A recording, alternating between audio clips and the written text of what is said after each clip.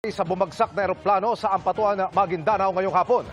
Nabagsakan ang isang kalabaw sa palayan kaya matinding sugat ang inabot sa muka.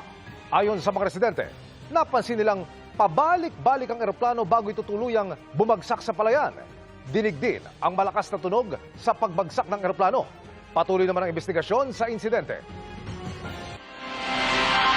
Halos 2 milyon pa rin ang walang trabaho batay sa datos ng Philippine Statistics Authority o PSA. Malaking problema dahil may taas presyo ang ilang pangunahing produkto. Nakatutok si Bernadette Reyes. Inilabas na ng Department of Trade and Industry ang pinakabagong suggested retail price guide para sa mga mamimili.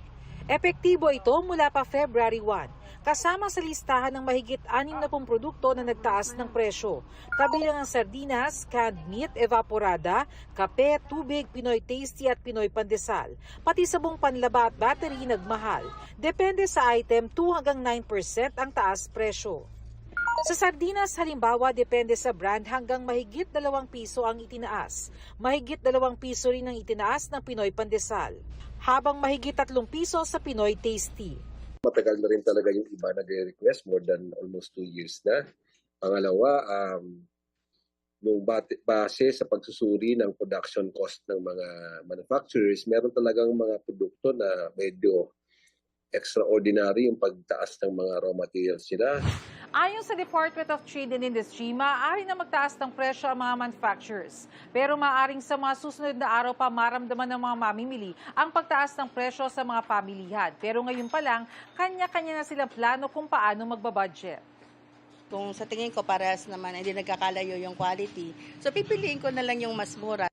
Kung feeling ko parang parehas lang din naman to ng lasa, so doon tayo sa mas mura. Hinahaluan ko po ng carrots, repolyo, yung mga bagyo beans. Mura po ngayon kasi ang bagyo beans. Yung sardinas din po, nilalagyan ko na din po ng pechay pag mura. Para rumami. Sa gitna ng pagmahal ng mga bilihin, lalong mahalaga ang trabaho. Pero hanggang nitong Disyembre, merong pang 1.63 million